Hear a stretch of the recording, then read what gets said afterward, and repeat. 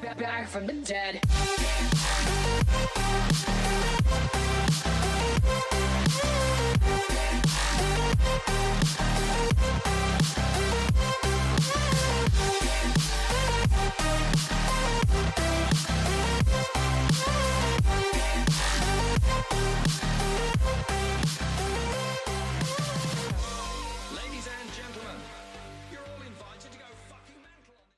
Hey guys, what is up? Welcome back to the channel. 2 weeks in a row. We are good to go. We're back on track. I'm so excited. This is a paranormal podcast for those of you that are brave enough to join the circle. And today I have my homegirl Elfie with me. What is up, Elfie? I haven't seen you in like 400 years. I know, no kidding. I know, we've been busy, but it's been a really good busy. We can't talk about what we've been busy with, but you know what? It's okay. We can't complain. Life's good right now, you know? Been productive. It's good. Exactly.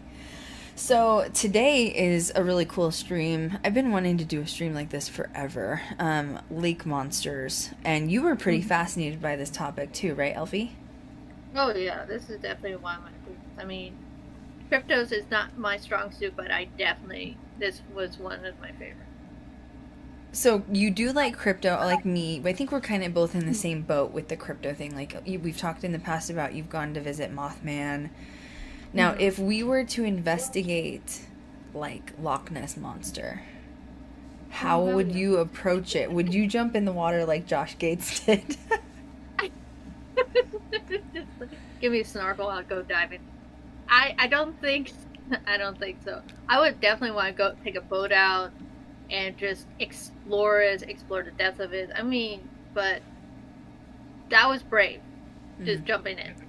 I agree. Yeah, I mean, he's one of my favorite hosts, like, overall, of, like, paranormal hosts. Like, I love Josh Gates because he has no fear, and, like, he does. And Erin Ryder, do you remember Ryder? I follow her on social media. Oh. She, like, raced a freaking ostrich. Like, she is, like, so badass, you know? But, so I follow her on social media. But, yeah, I agree. I don't think I could do some of the things Josh does just because... And he, like, spelunking in caves, like, when the water is coming in, like, that scares me. Does it you? Oh, yeah, I like caves. Like, I'll go into the mouth of the cave, but when I hear a person go, like, let's go deeper and, like, explore, I'm like, no, I'm good, I'll stay here. I don't know, I've always had that fear of, mainly tight spaces, and then the idea of, like, oh, look, there's, like, 10 tons of rock over top of me that could just squish me at any moment. I'm the same. I'm like Colorado has so many beautiful caves too, and you can go inside them. They have like tours. Like there's beautiful caves in Glenwood Springs I've been to many a times. I'm talking like full of crystals and like stalactites, like beautiful stuff.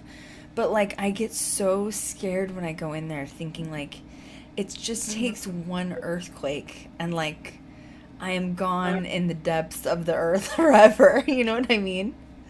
Well, I mean, like, Penn State, like, at State College here, we have the Penn's Cave, and we have the caverns here, and I've actually taken the tour through the underground, like, cavern we have. It's, like, it's pretty open, so it's not as frightening compared to spelunking with water coming in, but it's very beautiful, and we have a huge cave system here, too. We have, like, all through the Appalachian Mountains and everything, so there's a lot of interest in cave exploration around here too. So see, all my friends in Colorado would like go like hiking and like they go down in those caves with just like rope, and I'm like, I don't trust myself, first of all. Like I've always said like the horror movie, like the dumb blonde that dies, that's me 100%, and I'm willing to admit that. But like, yeah, Josh Gates going in those splunking caves while the water is rushing in, where you only have like a couple of minutes to get to the other side of the cave while the water's low, is like, that is way too much adrenaline for me. You know, like that's enough adrenaline to cause me an actual heart attack, you know? It's like, let's see how fast you'll run when the water comes down. Move it. Yeah, there was that one episode where he was literally like gasping for air and like the crew was like pulling him, and I was like, no, Josh, it's no. I mean, like, it's amazing because usually when people are like, there's that dangerous spot over there of something strange, and he'd be like, I'll go that away.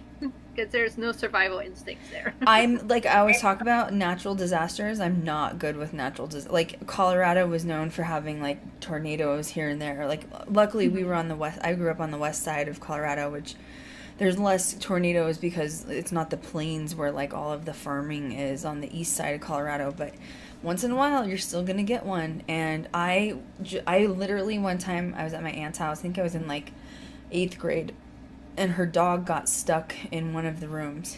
And because when a tornado happens, it like sucks all the doors and windows shut. And we couldn't get the dog out. And everyone's like, just go to the basement. Like, he'll be fine. He'll be fine. He'll hide under the bed. I was like, no, I have to save the dog. And I literally, Elfie, like, I'm in 8th grade and I ripped the door off the hinges, like, actually.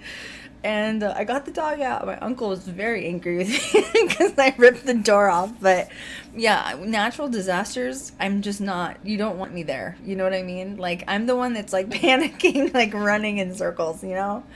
So, going back to caves though, that's a really necessary chat to have with some of these lake monsters, because these are lakes not just susceptible to, you know, actually United States. We are going to be touching on a couple of them, but also abroad, one of them being Scotland with Loch Ness. But it's interesting where and which lakes are these, quote, chosen lake monsters. Most of them have underwater canals and like ways out to the ocean, or like little rivers.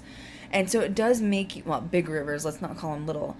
So it does make you wonder if they transport sort of in and out from like whatever their natural habitat is.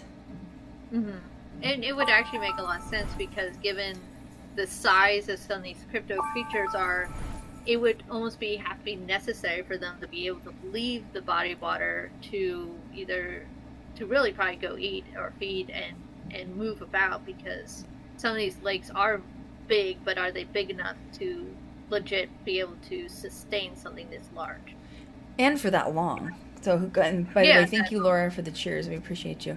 Yeah, for that long, because if Loch Ness has been around for maybe possibly thousands of years, how is it able to survive for so long by itself? It makes you wonder. So now, before we start the stream, like, what's your, I'll give mine after you. What's your general take on not, I mean, you can be specific, but like lake monsters in general. You can talk about Loch Ness, I don't care. Like, do you think they're real? Do you not think they're real? And either way, why? There's a possibility of them being real. Just like you were saying, there are caves and canals and ways of getting in and out of these lakes and everything. I think it's entirely possible, because some of these lakes are so deep that we haven't been able to fully explore them and everything. So we can't say for sure. I mean, we're still discovering underwater life. I mean, it's almost like the water is both man-made but lakes and oceans are still one of the most unexplored areas of our world, like spaces. So I think it's entirely possible we could be still encounter maybe something we thought had gone extinct, or even a new evolution of creature or something. Just because we haven't encountered it yet doesn't mean it's not real, and it's entirely possible, especially if there's ways in and out of the lakes. Well, and it's so cool too, because I've even seen, these aren't necessarily, quote, lake monsters, but you've even seen some monsters that reside down in like Antarctica, and they look like these like slithery snake things that are like full of ice that are slithering through, or they think there's like the giant octopus, you know, that are down there. Like, there's so many theories, and I think it's over 90% of the ocean hasn't been discovered yet, and there's still like microorganisms and species being discovered like to this day. So what makes us think that they're not smarter than us and they can't sense the sonar or sense when people are like seeking it, and then they jet or like hide, or there's ways to like get away from it? Well, that, and we're discovering more creatures that survive in environments that you would think be totally unlivable, but they have somehow adapted to almost like highly toxic waters, and you see things still thriving in there. So there is such a realm of possibility for it. Well, and even putting it in the realm of possibilities, recently there was a report that's been done where, you know, obviously global warming's happening, and there's creatures and beings coming up from the depths of the ocean because Their feeding habitat is shrinking, and so they're needing to find other ways to eat. And there was a group of scientists. It's not a megalodon. So if you've ever heard of a megalodon, it's like one of the largest sharks that's like ever lived on the planet. But it was like a ginormous shark that came up to feed. They were trying to bait trap and watch sharks, like great whites, in this particular area. And it was like the biggest captured shark they'd ever seen on camera. And they weren't there. They had like the camera operator like viewing, like, you know, down under, because it was so deep. But, you know, that's proof that, like, we don't even know still what exists down there. We have no idea. Oh, yeah. I mean, it was only recently that we discovered that the giant squid was actually a thing. It wasn't just maritime legend lore. They've encountered live giant squids down in the depths and whatnot. So I think anything is possible in these waters that we can barely even see past our own hands and everything. Well, yeah, that's what you pointed out earlier, is like some of these lakes are so murky and dark and deep. People are like, oh, why haven't you found Loch Ness yet? Like, why? Because, like, it's damn near impossible. Then you imagine, like, debris being blown in or trees falling over and falling into the lake for however many hundreds of, you know, thousands of years. Nobody really knows what's down there. Now, Loch Ness particularly is 800 feet deep and 20... I was shocked it's 800 feet deep. I was shocked. And it's like, and if I remember correctly, you go down to a certain depth, you can't see anything. And not even probably lights wouldn't even work because it is so thick and murky that light wouldn't probably really penetrate through anything. Well, and is it even like 800 feet or is it more? You know what I mean? Like, are we certain these like technical instruments that we're using to measure are that of accuracy? Or could there be other spots in the lake that are scanned that you don't really know how deep it is or where it goes? That's true. And also you have to take into account, like you were talking about with global warming and the geography changing, the even the bottom of the water could have changed and expanded or shifted over time too, because we don't know when was the last time it was even checked and everything. Mm-hmm. Yeah, well, they have had thousands of people, I know, try to find Loch Ness. And nobody's found, like, a photo of it or anything like that. Now, another interesting thing, though, I found out was Scotland actually banks a lot of tourist money off of Loch Ness. Like, you don't even think of stuff like that. So they literally have stores set up with, like, Loch Ness, you know, stuffed animals and, you know, lunch boxes and cups and mugs and t-shirts. So they really depend on that tourism to, like, keep the country going, which is just really interesting to me. You don't think about stuff like that in the economy. Oh, yeah. Like, they probably make bank on it, like you said, and whatnot. So, I mean, I could see them also not wanting, like, it's one thing for people to go searching for Loch Ness, but they probably really, like, turn people away, like, please don't go hunting for Loch Ness. You really? It could harm their, like, economy if somebody killed it, or if it was really infinitely found that it didn't exist. I think it could potentially harm the economy of Scotland. Like, you don't think about stuff like that. Oh, yeah. I mean, now, the only other flip side I see is, like, we have our own lake monster in Raystown. Now, it's been shown that it's not real, but there's still a tourist, and there's still a tourist community around it and everything, and there's still even, like, you can buy things with Raystown Ray creature and everything. So it's still thriving, and even if there's a possibility it's not a real thing, but with the Loch Ness, that would take a huge hit to them if anyone ever proved it was absolutely not real or somehow captured it, which would be just crazy in itself. I don't think it could be captured at this point just because there's been so many people look for it and it hasn't happened yet. Like, in my opinion, if it exists, it's got to be smarter than us. I would think so at this point, for as many people who have gone out there, like I said, that have tried to. It is probably figured out where not to be.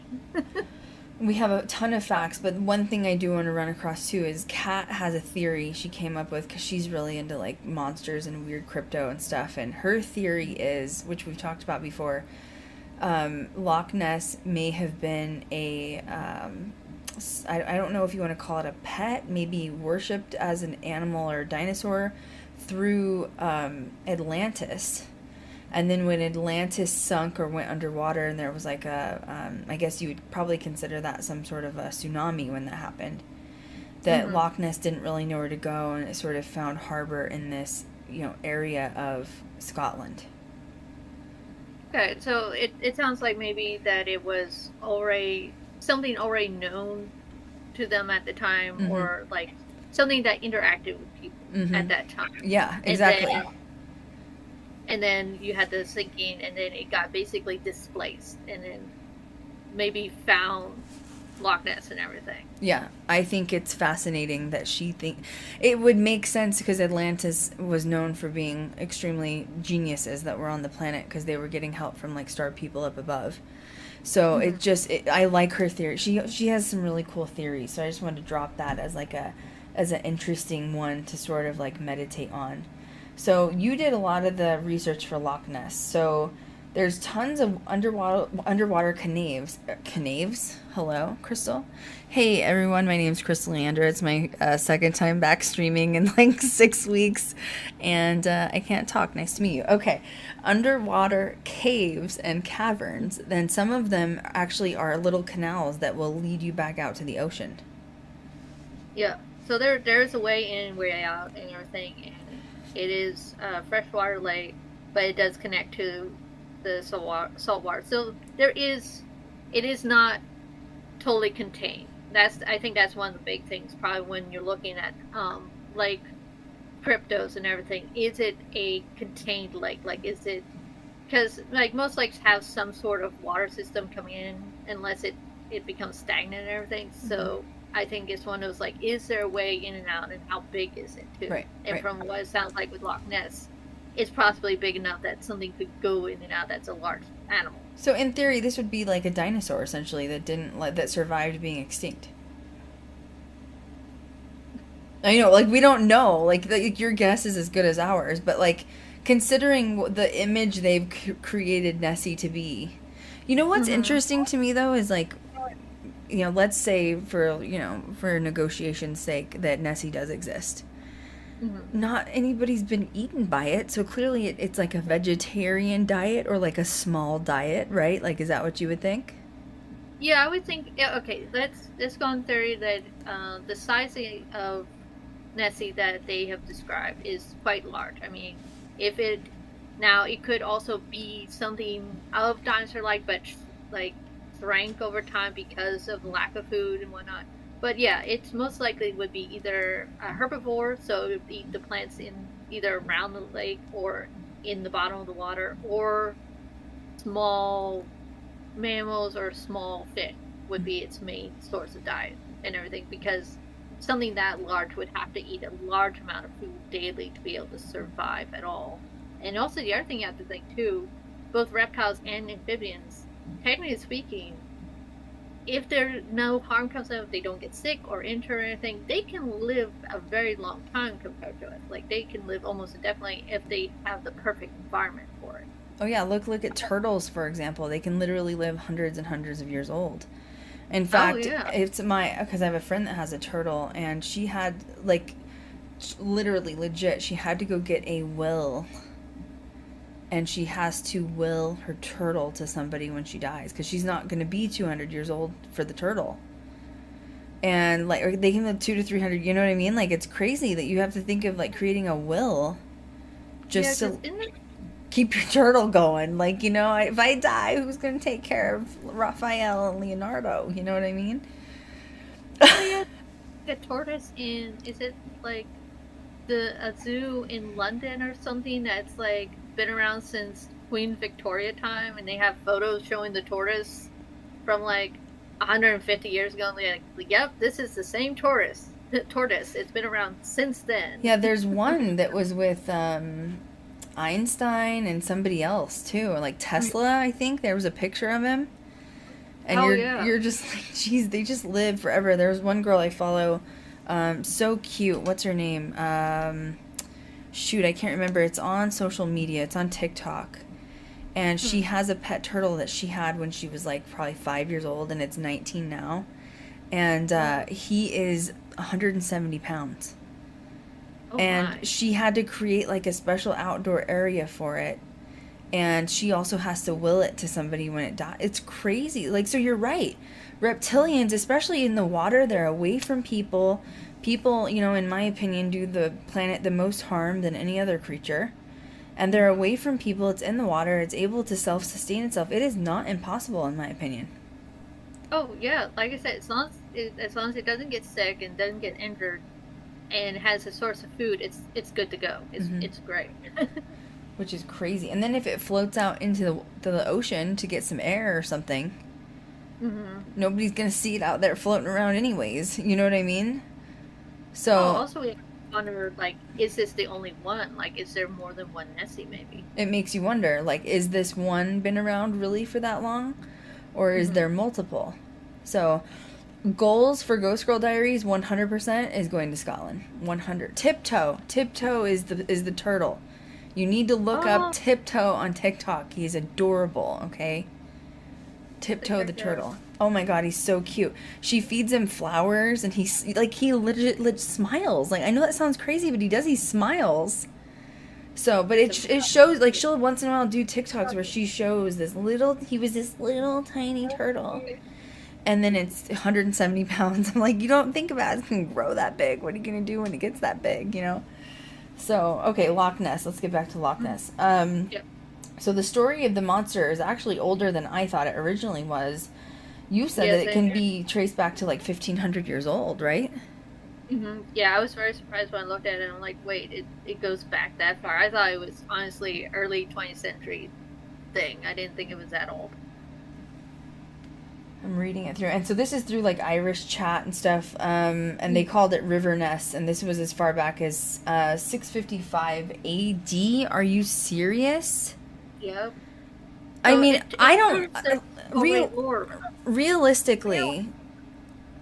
Could a creature be old as 1,500, 2,000 years old, or is it a family of them?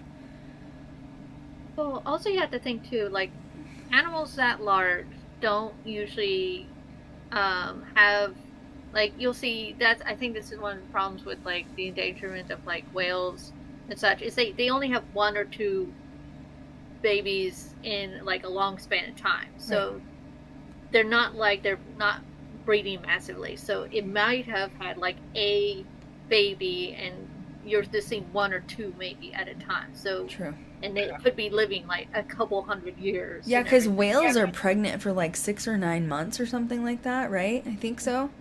So you're right. If it's a big mammal or big reptilian, it wouldn't have like a bunch of babies. Yeah, especially for its size too, because for its size and also the size of its environment, because that's the other thing. Like, a lot of times the environment, the food will factor in whether or not they have babies or how many they have and everything. And if there's a Mr. Nessie around.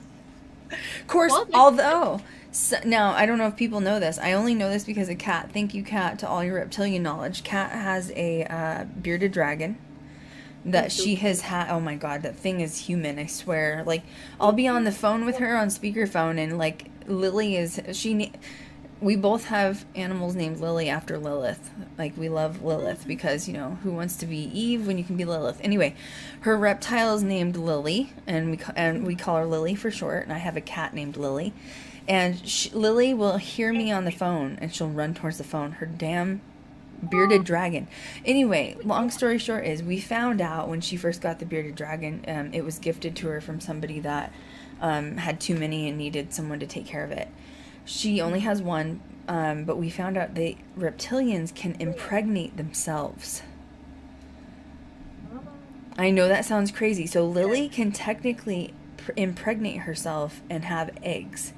Now, but now she's a little teeny bearded dragon. Of course, back in the day, if you look up bearded dragons, like when dinosaurs existed, they were literally the size of dinosaurs, which they have now shrunk down into, like, you know, this size, and they're obviously native to Australia desert. But yeah, her bearded dragon, we found out that literally they say if your dragon gets too comfortable and you give her the perfect environment, she will reproduce by herself. So I think that's a really good point to bring in with Nessie, is that if Nessie is reptilian, we don't know what she is, I would assume she is. Some reptilians can reproduce without a mate. Isn't that crazy? Oh yeah, well, I mean, they with snakes too. A female snake could mate with a male snake, but not like actually like almost hold off on fertilization of the eggs for some time if the environment is not perfect for them and everything. So they'll do the mating season, but then it'll be like months down the road before there's actual fertilization and everything. So it's interesting. You don't think about that stuff. You're like, okay, well, if Nessie's by herself, she can't procreate. No, that may not be the case. Oh yeah, that's amazing. It is amazing. Talk about some badass females, man. Female reptilians like, I don't need no man. Okay, I'll do it by myself. I got this. I know Kat found out she can get her bearded dragon fixed, and she's like, I think I'm going to, like, just to be safe. Just because, like, I don't want, because they can lay up to 150 babies or something at once. And I was like, oh my god, Kat, what are you going to do if your bearded dragon has 150 babies? What are you going to do?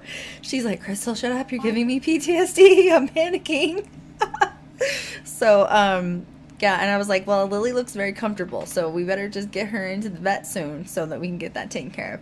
So, yeah, it's interesting. So Nessie could be a one-and-done shop type of girl, you know what I'm saying? So, yeah, the accounts go back to 565 AD, which is super, super crazy to me. Obviously, she's able to swim very well. And it's claimed that they think the monster bit a swimmer at one point, right? And this was this older? Was this an older report? I think back in the 1870s. Oh, yeah. 1870s, they claim to see something wiggling in the ground, and they claim a swimmer was attacked. I don't know if I totally believe that. If a reptilian is that large in the water, do you think it's just going to bite you and, like, go on with its life? I think it's going to, like, drag you under. Okay, with that, I can see, because you have to think, too, like, the bulk of the body is large, but the head of the Nessie might not be so big as well. But I have heard about, like, sharks, what they most times people encounter is because their vision, I think, is not that good. They'll bump into something or bump into a person, and they might, like, not take a bite, but try to kind of figure out what it is. Is this food or is this not food? Is it a food source? Yeah, bumping into someone, maybe taking a bite, trying to figure out is this food, and then find out it's not, and then swimming away and everything. See, in my head, and that makes sense, but my head thinks of, like, a snake, like an anaconda in the water, or even an alligator. And I don't know. I hate the circle of life. I can't stand it. I know it happens on this planet, but I don't have to like it, okay? And I don't like seeing other animals get eaten because I don't like the circle of life. I really don't. It bothers my empath. But snakes and alligators will drag their prey underwater to drown it, and then alligators in particular will bury it and then come back later to it. So that's just my thought which is good to have both sides of us, you know, like it's good to have Elfie's perspective and mine, which is if Nessie's gonna bite somebody. But then you could also play the devil's advocate and say, well, yeah, maybe Nessie bit it, but, like, didn't realize it wasn't a plant, and maybe it's an herbivore. Yeah, I think that's where it comes back to. It's like, is this an herbivore or an omnivore? I don't think it's a carnivore because I don't think there would be enough food source for them to survive if that was the case. And I agree with that. Yeah. And if you look back to dinosaurs of Nessie's stature, which I don't have the names in front of me. I used to love studying dinosaurs in school, though. But the dinosaurs that always had the really thin, long necks were always herbivores. And Nessie is similar with the, like you said, the little teeny head. Yeah, I think because usually you see it pictured with a large bulk body, long neck, and then a small head. So I believe it's more likely on the herbivore, maybe omnivore, if push came to shove, if it really needed to eat, but most likely more herbivore. And if it did eat something, it would be small, like maybe other, like, fish or maybe even birds. It has to be small, though. I don't think it could eat something large. Yeah, something you could easily get hold of, because the other thing you usually see it with, you don't see it with, like, sharp teeth. It looks like it has, like, more like grinding teeth and everything. You never see it like, oh yes, the sharp like teeth. It's like it's more like grinding plant teeth. Oh, I want to see Nessie. I just want to pet her. I just want to pet a dinosaur. You know what I mean? Like, Yeah. Nessie, come home with me. You can live with me in the desert of Vegas. I'm sure you won't survive long, but like, let's put you. I don't want you to be alone. We'll get you a really big tank. You know what I mean? Jesus. Okay, so going back. So May 2nd, 1933. This is when Nessie became like famous and a thing. And this was when people claimed they saw something rolling, like, snake-like rolling in the water.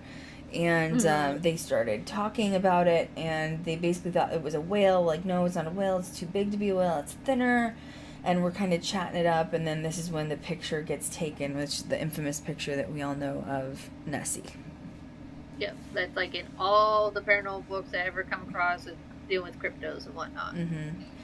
And people tried to debunk the photo. It's claimed that the photo's been debunked. I don't know how you can claim that. Like, you'd have to go back to 1933 and see, like, the technology they had, the boats they had, the accessibility that they had. Like, you'd have to really skim it down. So for people to be like, oh, we're just claiming it as, like, as it's debunked, we're going to debunk it. It's like, how do you know? You can't say that. You know what I mean? I think they'd be like, well, we don't know if it's real or not. We can't say 100% certain. So, like, you can't be like, well, you know it's not real. Well, how do you prove it? Well, we just know. It's like, that doesn't help. Well, we can't say it exists or it does not exist, and in my opinion, at this point, you know what I mean? Like, I'm not going to say that the picture's real, and I'm not going to say that the picture's fake. I think that, I don't know, don't you think it's kind of like paranormal? Like, a lot of people get mad at me because they're like, Krystal, why don't you argue with skeptics? I'm like, because it takes that person having an actual paranormal experience for them to be a believer. I'm not here to prove it to them. They either experience paranormal or they don't. I feel like crypto would be the same way. You either experience it or you don't. Like, how do you, like, okay, Mothman, you went and investigated Mothman. I know you didn't, like, see him per se, but being in his environment, doesn't that make it more real? Oh, yeah, being, like, near the TNT areas and everything, it gave the possibility that something could be living out here, something unusual and everything. And we even, like, explored the possibility of it could be sand cranes and all sorts of different things and whatnot. And it still could be that, but walking around the area, it's like, I could see something unknown living here and possibly be encountered. And I mean, with skeptics, honestly, they've already made up their mind. It's already done. You can tell them everything until you're blue in the face, but they have already decided from the get-go this is not real, and there's no way. It's not even a matter of wanting to convince them. It's more like, I just like to have a discussion with you, but you've already made up your mind. So I guess we're not going to. I don't argue with people because it's like, I can tell you all my experiences, but like, you either have experienced it or you haven't. And if you're trying to, like, empathetically understand what I'm saying with my experience, you're not going to understand because you've never experienced it. So, and I feel the same way with Nessie. I feel like if there are people out, because there's two groups of people that are out there. There's people that infinitely say Nessie does not exist, and then there's people that say even when they have been to the lake. Shout out to Britt for subscribing. Thank you. Even when they have been to the lake, they say they think they've seen Nessie. So there's a group of people out there that truly believe. So once again, you have to go back to the intelligence of Nessie, which is like, Elfie saying it's an ancient creature, Kat saying it could be from Atlantis. Does it choose who it wants to show itself to people based on, like, energetic? I think animals are more in tune than humans.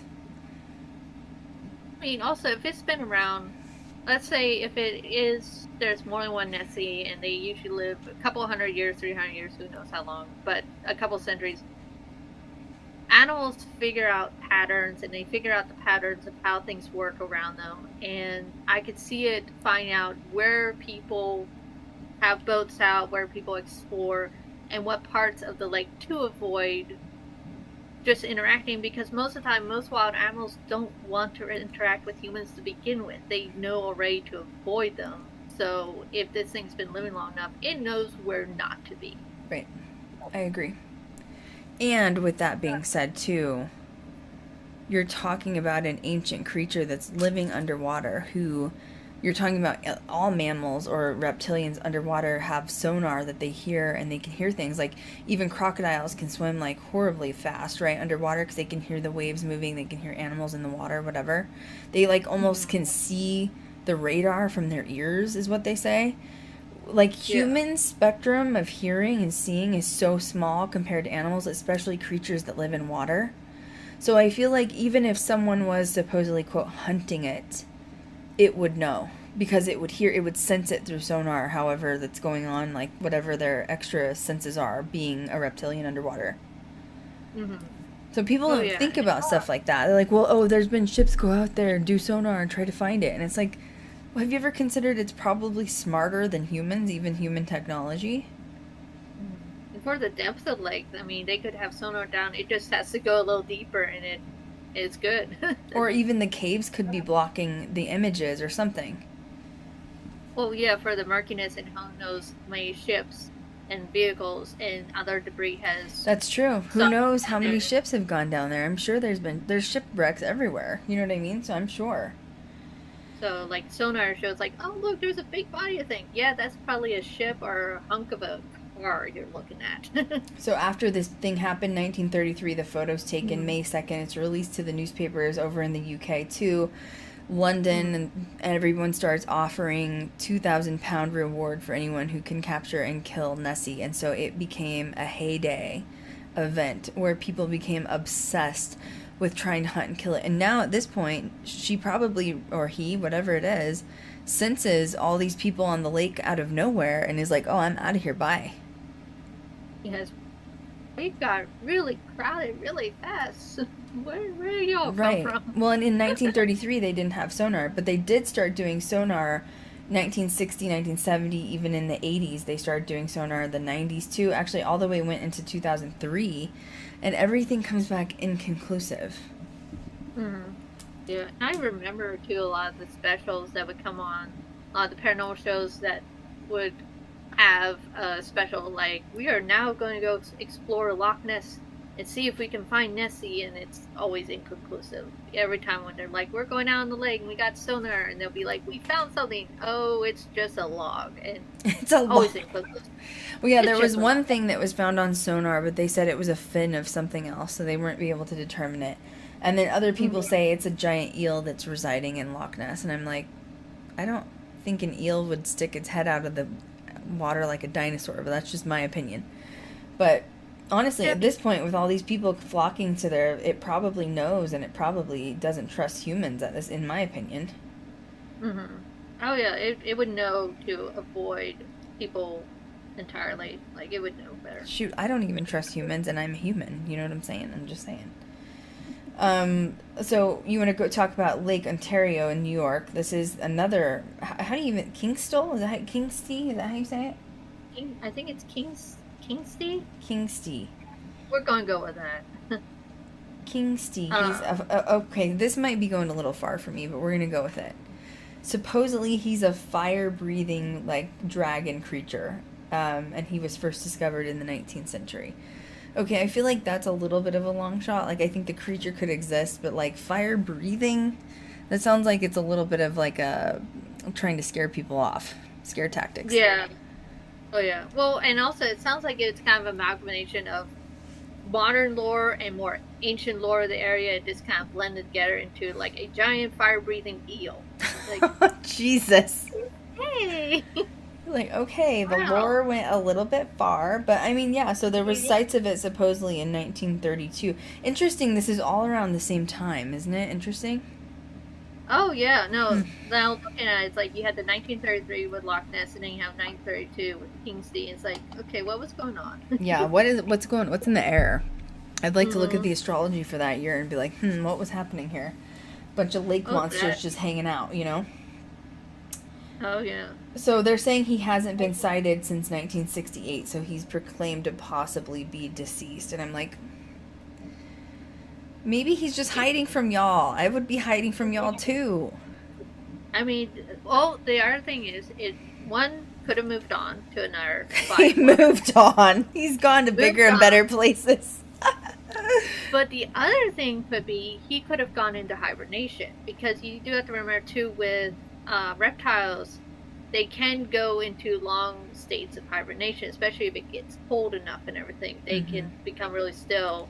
And I think they used to do experiments where they would freeze frogs, and the frog wouldn't be dead. It just gets such slow heartbeat, and then it would thaw, and the frog would be fine. Formation. So they found that they can hibernate. So it could have gone to sleep somewhere too. Yep, you don't know. Yeah, cat's lizard goes into formation once a year for like 6 months.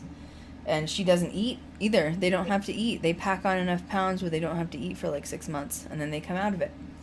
So you're right. Hibernation for reptilians is very possible.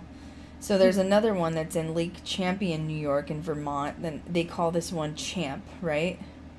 Mm-hmm. So this one was sighted in the 1800s by a sea captain.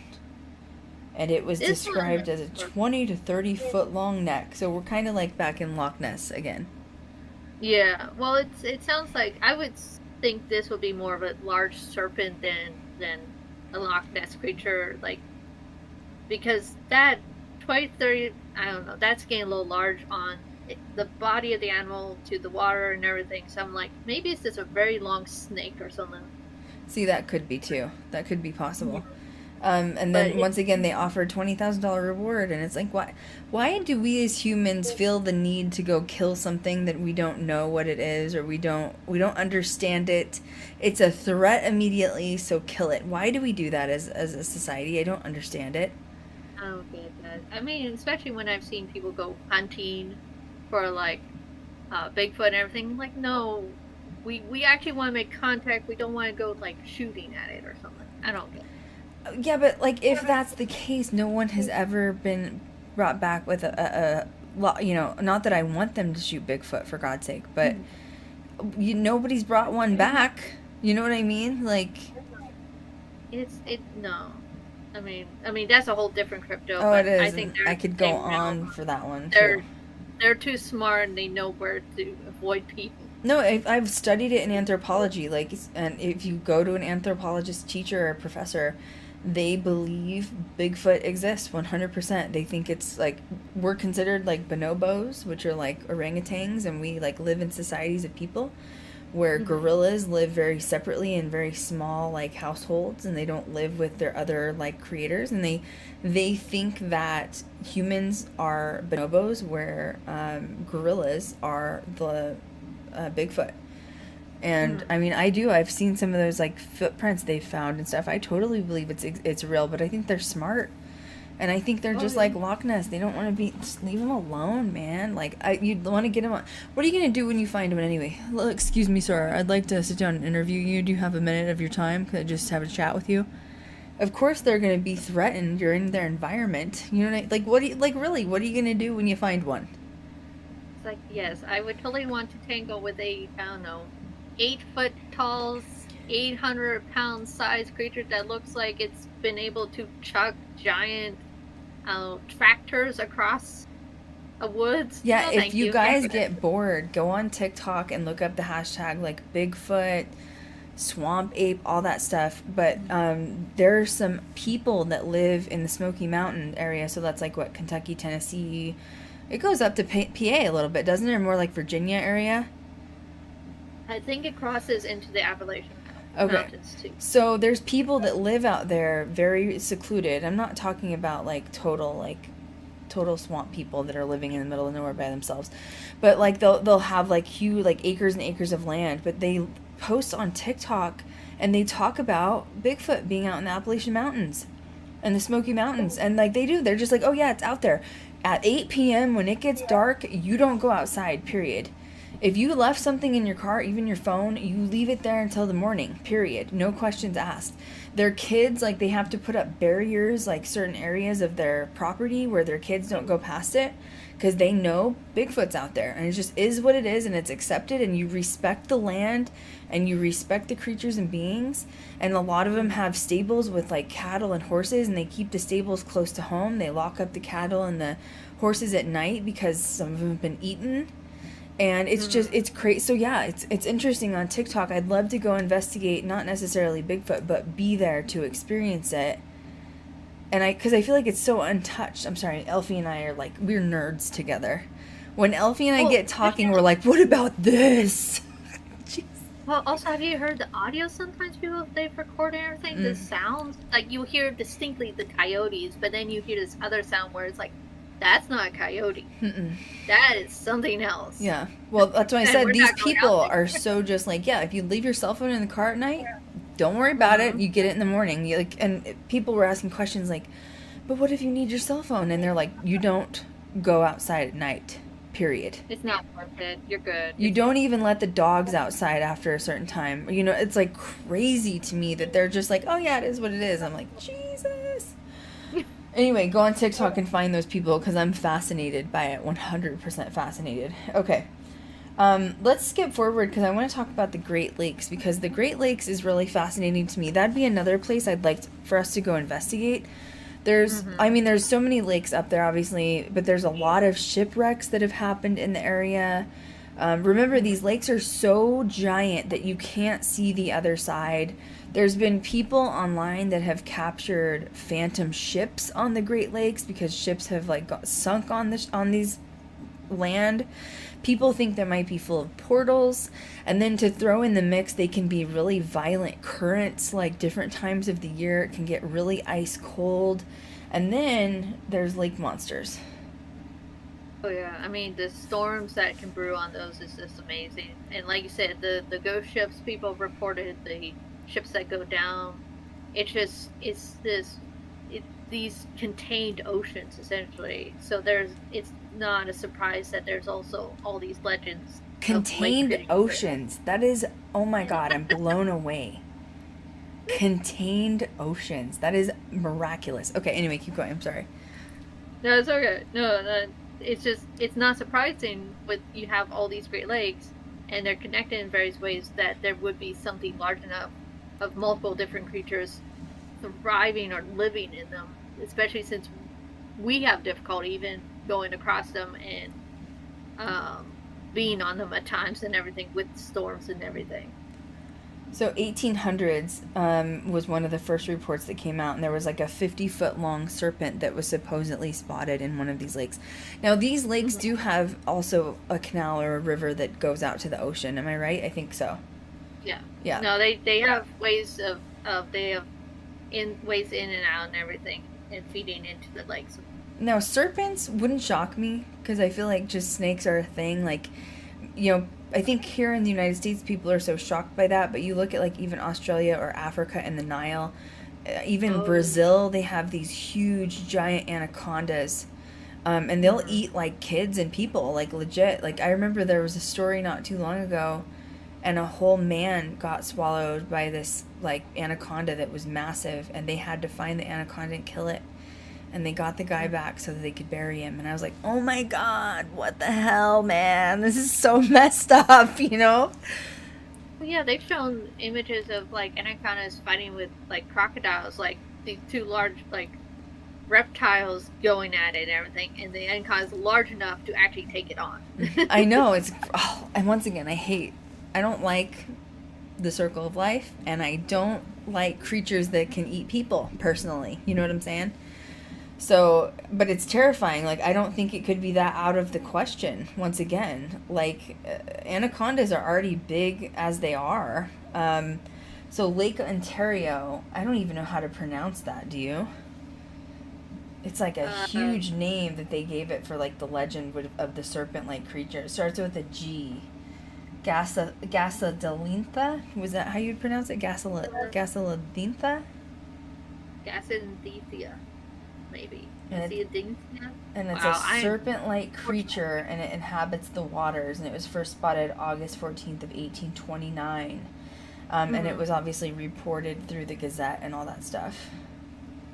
I think that would be very likely because it's like you have, if it has enough food, it has a large, it's kind of almost like the whole goldfish thing. If a goldfish has a large enough tank and enough food, it will get very. Yes. So you have a snake with enough food and large enough body of water, it can get as big as it wants as long as there's nothing there to eat it. Exactly, 100%. Lake Erie has another one. This is like the South Bay Bessie. Mm-hmm. So since it's named Bessie, do you think that's after Nessie? I think that was the big thing for it, that people described it similar to Nessie, so they named it Bessie as well. And it's the same idea of a basically long neck, large body creature. And Lake Erie, it's huge. I mean, if you ever seen it, it's a massive lake and everything. And it in itself is also very deep, has cavern. I mean, this is the pattern with all these lakes. Is they're very deep. They have caverns. They have ways in and out. So it's almost like these are the perfect environments for it. Mm-hmm. It was first spotted 1793. Once again, snake-like grayish sort of creature. Then mm-hmm. Lake Huron, another water monster. This is I almost said Mitsubishi, but I don't think that's right. But Mitsubishi, that's a car or a brand. But they said that they think it's like a serpent type of thing that lives in different dens and caverns under the water. So that's crazy. Well, also, if you look at this kind of these serpent-like things, it's like, it makes you wonder, like, is it all one species? Like, it's not a family, but a species of large serpent that's been able to survive and kind of separate into the various lakes. Because so far, all of them are describing these long serpent-like things that get to, like, 30, 40 feet big and everything. So it's like they're all naming the same thing. See, it's so weird because, like, I've never, ever liked water in general. I swear I drowned in a past life. Like, I just know I've never been on a boat. I've never been on a ship. I assume my time is coming when Ghost Girl Diaries gets on the road to film. And I'm just going to have to, like, put myself out with, like, that medication that makes you not get, like, sick. Like, just, like, don't wake me up. Just leave. Don't talk to Krystal. Just leave her there. I don't think I'm going to drown in this life. I think it's just I brought over some past life shit. You know what I'm saying? And to imagine mixing in a serpent kind of scares the shit out of me. You know what I'm saying? Like, the water's bad enough. You see the bottom and you're like, oh, something just brushed by me. I'm out of here. No, see, I won't ever get in the water. I'll be on the boat the whole time with, like, 8 life jackets, floaties on my arms. Like, I'm going to make it back. I'm going to put, like, a blow-up toy, like, for, like, a blow-up boat in my backpack so that I can just sit in it and, like, push myself back to shore just to be sure. You know what I'm saying? Krystal, you ready? No. Come on. You can do it. Let's do God. this. Oh, God. You just, once again, natural disasters, water, you just don't want me around it. Okay. Now, this one kind of has me fascinated a little bit. This is, like, an underwater lynx or, like, panther is what you found? Yeah, this was the stranger one. Because, like I said, all the other ones like serpent, lynx. I'm like, where did you come from? This is unusual. Clearly a different planet, and it was left here by some UFO that stopped in to get some water. And he's like, shit, you guys left me behind. Someone left their pet kitty. Someone left their pet underwater kitty. He can't get out. He's stuck on the Great Lakes. Somebody go pick him up. So he literally, they say he had head and paws like a giant cat, but yet he's covered in scales, but his spikes are dagger-like, and it runs all the way down his tail. Who the hell comes up with this kind of description? Who saw this person? Jesus. Or not person, being. How close do you see this? Because that's pretty detailed. Like, were you, like, face-to-face with it? Really? That's descriptive. But it's interesting because it's like, I mean, you see, there are descriptions of reptiles with fur and feathers, so it's entirely possible to have something that looks scaly and furry at the same time. The lynx, like the cat-like description, I mean, there are species of cats that do like water, that swim around there, are just fine within everything. But it might be, this is as close as we could think of what it looks like. Tigers love water. I love watching tigers because they can swim and they're totally adaptable to water. Now, holding their breath for long periods of time. However, if they're saying this thing is scaly and dagger-like, spikes, it makes sense then that it would be like some sort of like a mixed underwater creature with possible land creature, but maybe it is scared of people because it did get left behind by its UFO, By the way, this is where this is seen the most is on an island near Lake Superior. And apparently some of these traditions and lore of this particular being go back to like Native American tribal times, which I am digging because you know I'm Cherokee and I love that shit. Like I live for this kind of stuff. But there was a tribe that was there and by the Great Lakes region, Canada and the United States, and they're the ones that are saying this creature is real, it exists, and it's there.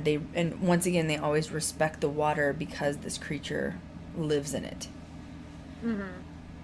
Oh yeah, and I could see like if it lives on an island around the lake and everything, this most likely it's probably would be an omnivore and everything. So it could be likely to eat larger things than just simply like plant life and small fish and everything. So I could see where they'd be respecting, like give it its space and everything. I want to go see this thing, man. Like, I want to go find this underwater panther. That sounds badass. You know what I'm saying? Like I said, it was one of those, like, serpent, panther. You're just like, what? Wait, what? Where do you come from? Okay. Bro, there's a panther underwater in the Great Lakes. We've got to go up there, man, and see it. Okay. The Lake Superior dragon. Now, there's a dragon as well. Let's throw in another crazy one in the mix. And this is a dragon, and apparently he's kind of the one that's the most aggressive out of all of them. Would you say that? Yeah, especially when you have to give it offerings and like, please don't do anything. Which goes back to more Native American lore. So they'd give it offerings for it to basically go away. So I'm assuming when you're saying an offering, it would be like a dead goat or a dead chicken or something. And it would take the offering so that it would keep the creature at bay from taking the native tribe or the native people. So that's interesting. Oh yeah, it's like just trying to keep everything good, keep the peace and whatnot. So, and that makes sense. I mean, you keep that balance and everything. You give the offerings, and then hopefully it doesn't eat. Keep the balance, Elfie. Keep the balance. Doesn't eat your livestock. Like, here's some food. Don't eat our livestock, please. Like, these are my pet goats, okay? Like, just don't touch my pet goats. They're my friends, okay? Krystal doesn't use them for food. They're her pets, okay? Just leave my goats alone.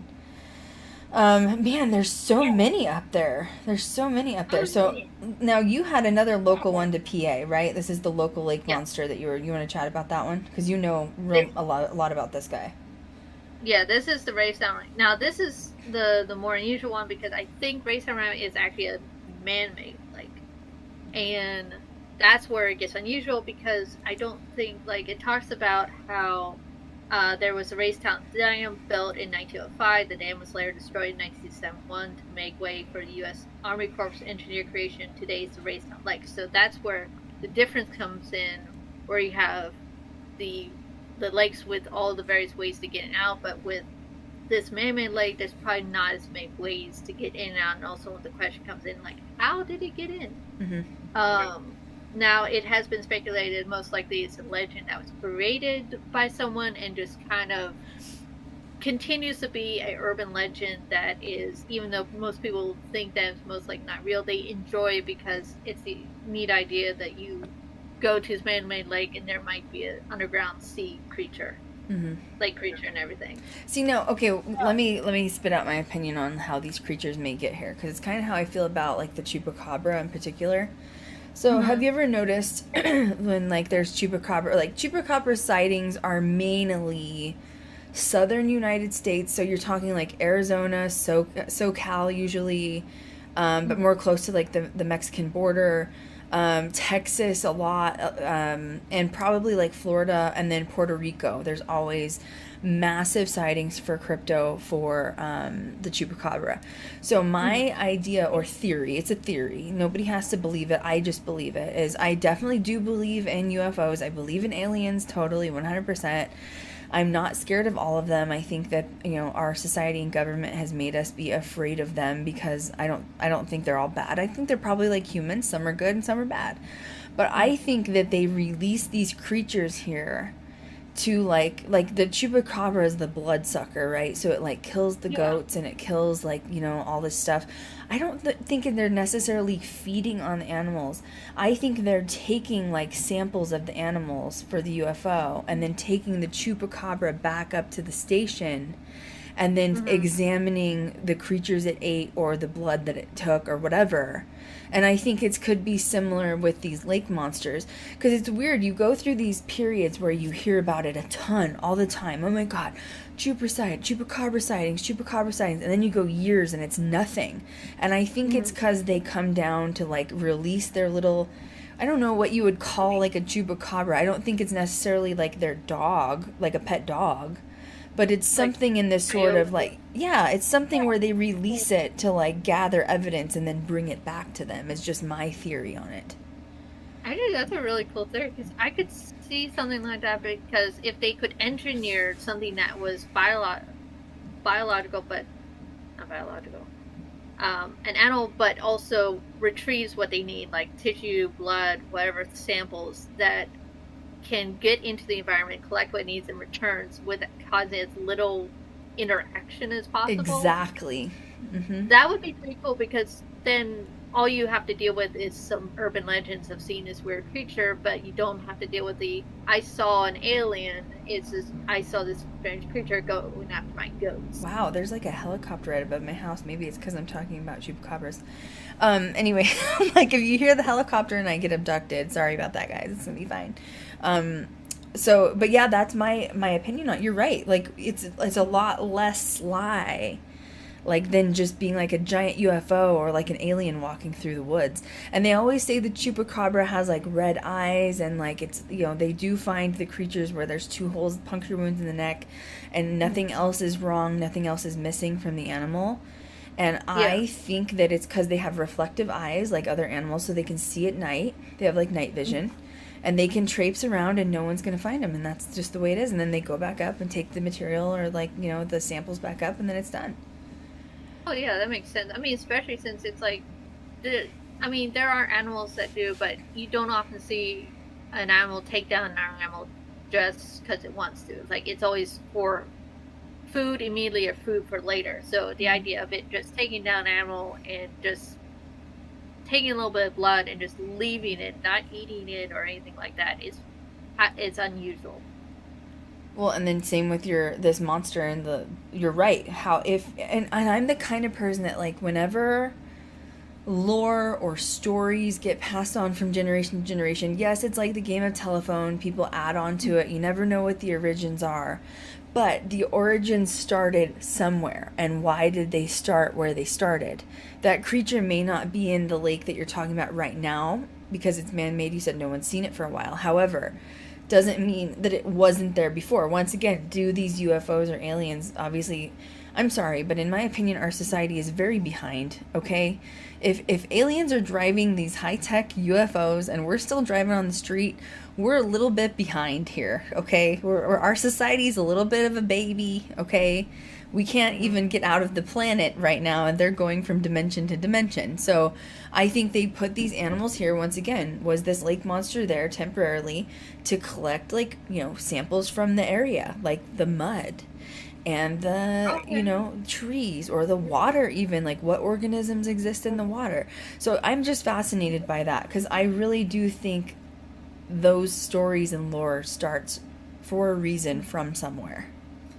Oh yeah, there's always a kernel of truth, and to me, oftentimes the kernel of truth is more fascinating than the lore itself. Like, it's always interesting when you finally get to the end of that thread, how this all started, and you're like, this is unusual, but this is even cooler.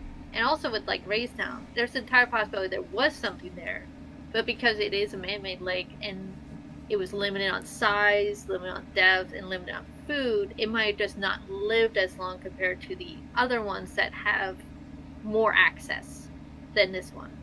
So entirely possible it could have been around, it just didn't live very well. Well, there's another possibility with all of these, if you think about it. We don't know what really Nessie is. We're only speculating what her full body looks like because we've created that image in our mind. You know what I mean? Like, we don't really know if it's an amphibian or if it's a whale creature or if it's a reptile. We don't know.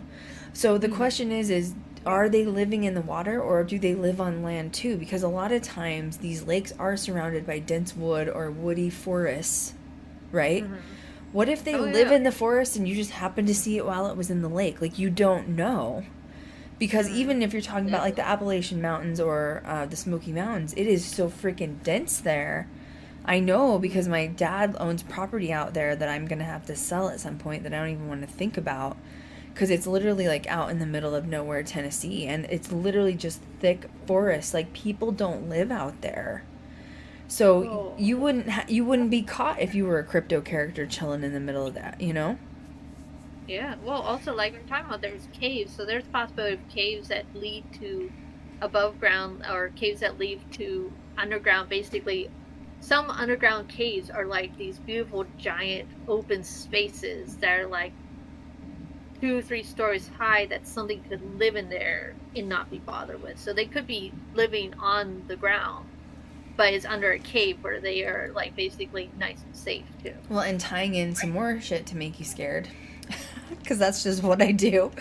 On TikTok, they've been talking, there's like random TikToks that have been popping up about how people are going into national forests and they're disappearing, and they think there's like rabid wild people that are living out there that are like cannibals, or there's crypto characters. And once again, it would make sense, because they'll do like, you know, a search for a missing person for a couple days, and then they call it off. And it's like, because, you know, they're saying that the people that are working like in the forests know something's out there, and it is so thick and dense and not populated that you just don't mess with it. You don't mess with it. Oh yeah. Wait. Oh, I know which one you're talking about, because there's been times where people have gone missing, and they found them. Unfortunately, they found the body or something, or they'll find them alive, but they'll find them in places where it was like children go missing. They find them somewhere else, but they were like high up somewhere where it would have been impossible for them to been able to get up there on their own. That happened in Colorado all the time. Yeah. Like, in fact, I think they stopped reporting on it publicly in Colorado because it was scaring people, because there's so many national forests and parks in Colorado. But that's when they tell you, when they say stick to the trail, they effing mean it, for a reason. Yeah. Stick to the trail for a reason. Like, I think it, I mean, sure, if you want to get on like conspiracy theories, do cannibal people live out there that are like weird and like, you know, the hills have eyes shit? Maybe. But I honestly think at this point, like, it'd be more possible for like the crypto stuff to exist out there too. And like, once again, you know, I know we've never shot and killed, you know, Bigfoot. Thank God. Let him live. Let Harry and the Hendersons live, man. He's just trying to live his hairy life out there. Like, leave him alone. Don't shoot him. But like, the cryptos gone hunting, I'm like, no. yeah. That's not. But like, thank God they're living. But like, nobody has brought one back. And I think, once again, I think we don't, you know, humans are egotistical, and I think you don't realize how smart these beings or creatures could be. Once again, because they don't live in a society where we've sort of been dumbed down by things around us, that, you know, where we think we're better than everyone else, or we're smarter than everything else. And then I think that you get kind of questioned when you accidentally step foot in the wrong place. Also, like, me personally, if I want to go looking for Bigfoot, I would want to go in there, not to hunt it, but actually try to make some sort of contact with it, because it's one of those things where they probably avoid people as much as possible, but if they encounter a person and the person even comes off remotely dangerous to them, yeah, you're not coming out of that woods. Well, and they probably sense these, you know, I've seen these Bigfoot hunters go in with all these weapons. Like, okay, on one side I get it, okay? You want to be prepared in case shit goes down. Like, I want to be prepared. Like, yes, I'd prefer to go just chat with Bigfoot. I want to have a Barbara Walters interview on a tree stump. However, if Bigfoot gets, you know, violently angry at the scarf the cat knitted for it and he comes for me, I need to make sure that we're prepared. So I do get both sides of it. You know what I mean? But I think that when you're out there, and if you do take a ton of weapons, they sense it, man. They sense it. I'd rather go in there, like, you've seen naturists where they go in and they become one with the environment. They try to change their scent. They try to not have any perfumes or washes, anything that would detract from the environment, and basically just try to live within that ecosystem to show that they're not a danger, to then see if they can observe the animals in their habitat with causing it the least amount of interference. And that's almost one of those things, like, would that be possible? And that would be very cool if it was possible. But see, everybody wants to show the scary side of Bigfoot, which is, and I'm not saying that that doesn't exist. I mean, it could very well exist. But every story you hear about Bigfoot is he's going to eat you. You know, like there were some Siberian teens that went out into the mountains up in Siberia, Russia area, and they were all murdered in this tent, and one of the kids had the tongue completely pulled out of him. They were all murdered, and there was video footage of them like running from something, but it was very Blair Witchy. You never really saw what they were running from. Yes, they were dead. I'm not like saying they didn't die, but like you don't know what the narrative was behind it. So humans are gonna instantly become afraid and be in fear, and then if they want to go interact, they're gonna go in guns a-blazing. And I just feel like it's like, where is the balance in this, man? Like, you're right. You have to give respect not only to the environment, but like it's in harmony in a way of like, it's back in the day of like, you know, my culture, my native culture, my indigenous heritage, which is when you go into the environment of something else that lives there, you respect it. And it's the same like when my grandmother was on the res and they would hunt their food, they hunt the deer, they hunt whatever to eat. They like pay it's a ritual that happens. Like it's a paying respects to this animal. This animal has given its life to the tribe. They use the skin, the bones, everything. Like they worship the animal. It's a sacred practice. Like you're allowing us, we give it to the gods, we thank it. It's spiritual. I still cook chicken and thank the chicken when I'm cooking the chicken. You know, like that's just my grandmother taught me that way. And so I think that if people approach situations with not only crypto, but also with paranormal, don't you agree with me, Elfie? That they'd have a big, different outcome on it. Well, I mean, and the thing is like, with like Bigfoot, or even these cryptos, but like mainly with Bigfoot, it has been able to observe us in our destructive nature, and no doubt how much we've encroached on the environment, how much we encroach probably on its territory and everything. This is probably why a lot of the cryptos say that it sticks to possibly caves, it sticks to the mountain trails and everything. It sticks to areas that we don't really go into because it's too dense or too dangerous for us, because the area it probably did used to go to is now cities and urban. So it knows how destructive we are, and it knows how to stay away from us and everything. And probably the only reason why we see more signs of it is more of a fluke, because we're encroaching more and more into its territory, and it has to find a new place now. Well, and with that being said, tangenting a little bit, you're right. Because they probably see humans come in. Remember, that's not your environment, that's where they live. Or not even them, the species of the woods, the birds, the animals, the deer, whatever, the moose, the bears, the cougars. And you're coming in there, these people are setting off fireworks, they're causing forest fires, they're shooting guns off randomly in the woods, they're killing animals. So if these creatures exist, they're looking at our species like, that is the dumbest species I've ever seen in my life, and I'm staying the hell away from them. And if we do get close, they probably do become in fear, or they just keep getting further away because they're not like, oh, I'm not messing with those people. Like, that society is, like, messed up. Like, just stay away from them. Yeah, probably all the audios people recorded, the unusual sounds of the either those are communications, or they're probably just they're warning signs of stay away. Like, I'm going to be as big and scary and loud as possible, because I know if I do that, you're not going to want to come anywhere near me. I agree. I do the same thing in my house. You know what I'm saying? I don't want somebody here. I get big, scary, and loud. I'm like, go. But it's true, right? It is true. It's a perfect example. That is their house.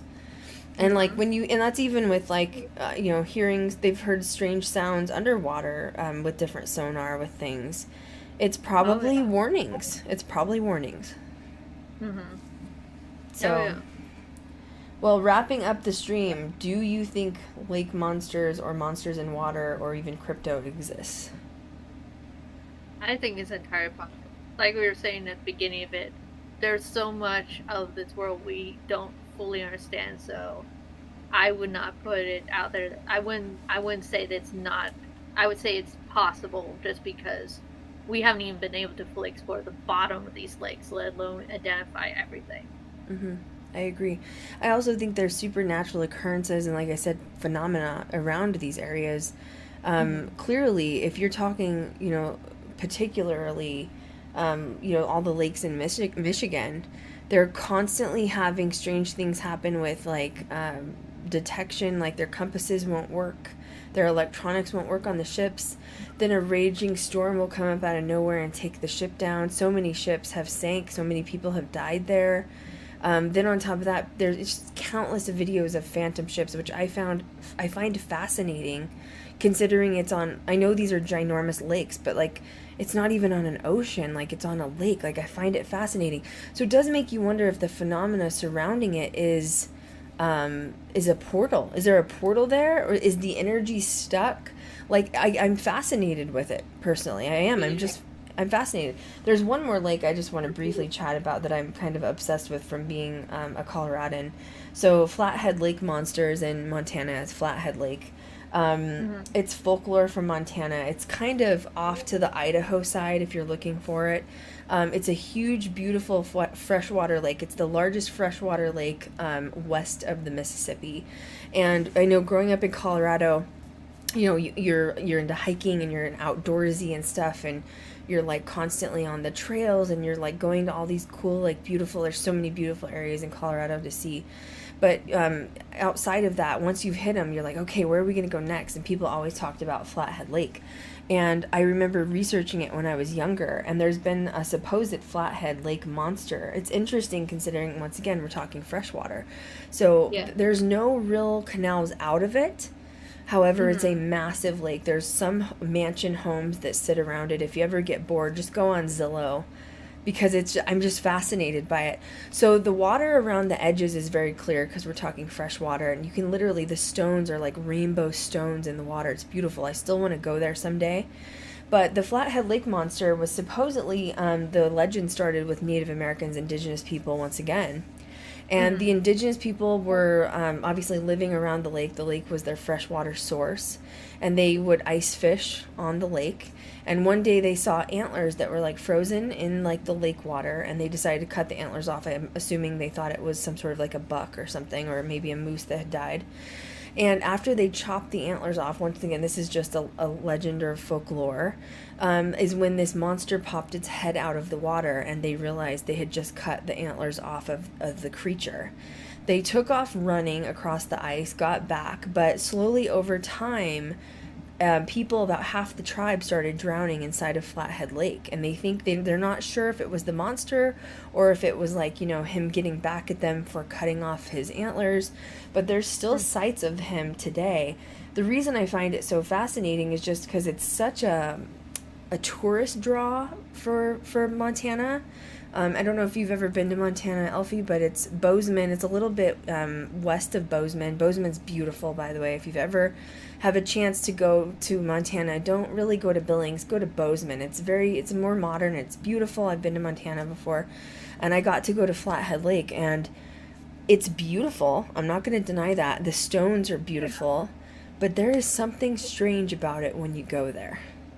And that was the first time I've been, like, actually not just looked through a computer and, like, got to go to a crypto site where this, like, creature, and I don't know, it's oddly still. That's all I'm going to say.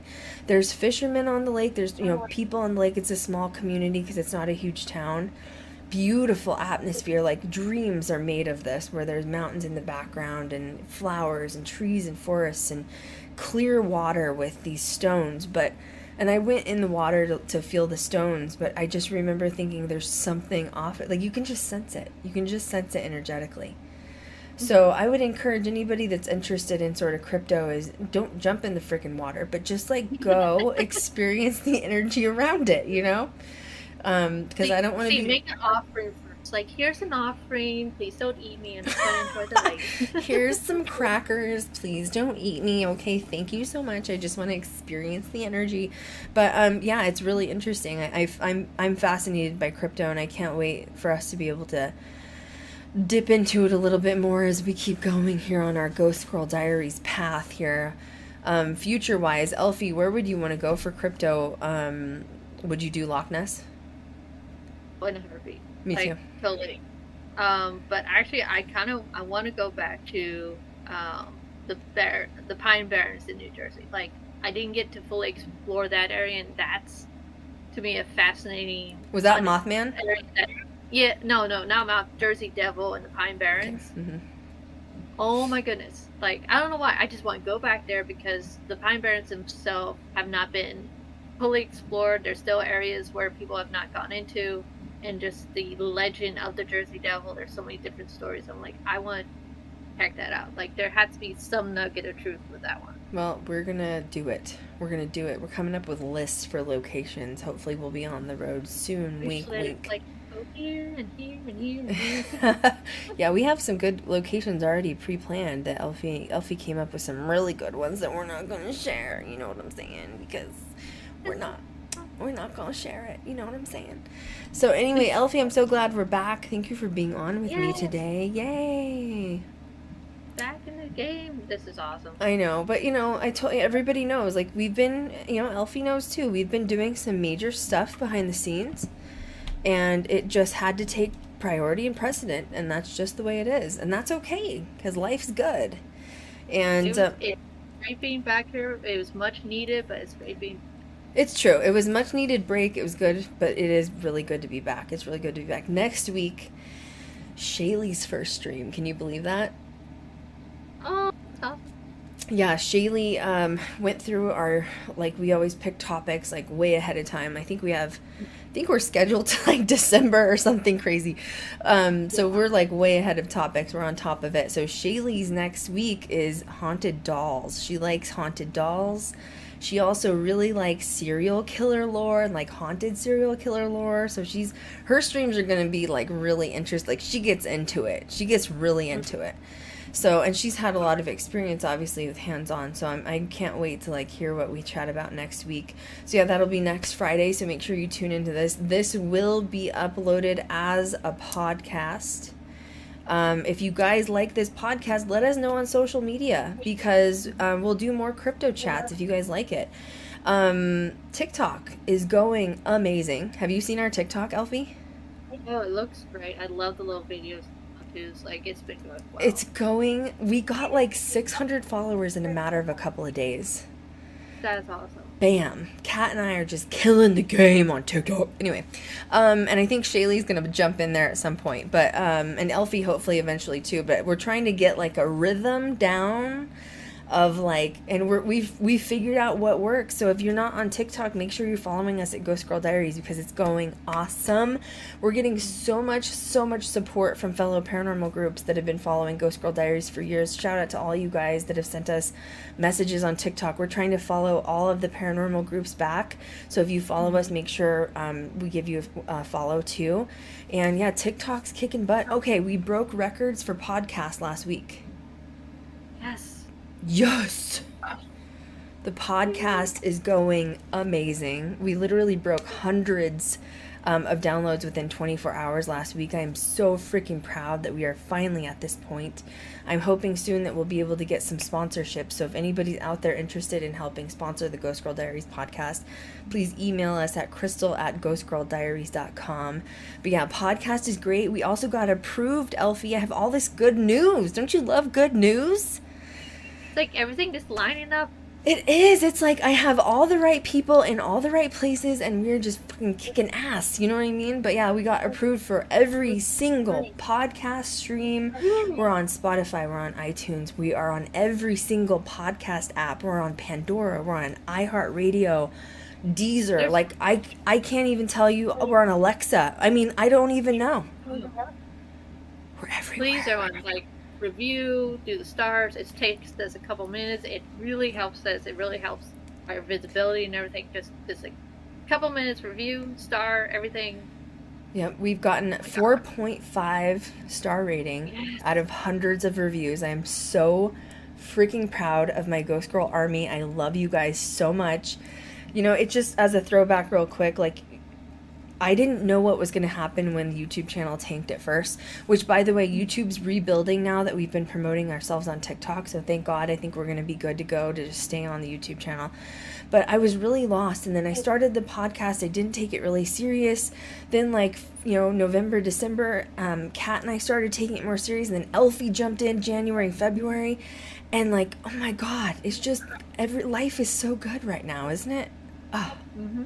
Yes, It's all lining up well, and it's all taking off nicely. So yeah, so if you have time to review us, oh my god, we love you. Any chat that you can, or any outlet that you can always go to ghostgirldiaries.com to find all of our outlets, like literally. But we're on all the podcast apps now. I'm so proud. We're up to thousands and thousands of downloads and views.